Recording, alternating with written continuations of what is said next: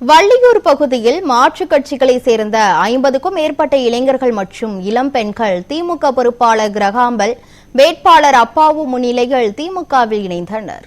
நெல்லை மாவட்டம் திசையன்வளை சுற்றுவட்டார பகுதிகளைச் சேர்ந்த தவேக, அதிமுக மற்றும் நாம் தமிழர் கட்சிகளைச் சேர்ந்த 50க்கும் மேற்பட்ட இளைஞர்கள் மற்றும் இளம் பெண்கள் திமுகவில் இணைந்தனர். வள்ளியூரில் உள்ள திமுக அலுவலகத்தில் நடைபெற்ற நிகழ்ச்சியில் நெல்லை கிழக்கு மாவட்ட திமுக பொறுப்பாளர் கிரகாம்பல் மற்றும் ராதாபுரம் தொகுதி திமுக வேட்பாளர் அப்பாவு முன்னிலையில் கட்சியில் இணைந்தனர். இந்த நிகழ்ச்சியில் கட்சியில் இணைந்த அனைவருக்கும் திமுக நிர்வாகிகள் சால்வை அணிவித்து வரவேற்பு அளித்தனர். மேலும் திமுக ஆட்சியில் செயல்படுத்தப்படும் நலத்திட்டங்களால் ஈர்க்கப்பட்டு தான் இந்த முடிவை எடுத்ததாக கட்சியில் இணைந்த இளைஞர்கள் தெரிவித்தனர்.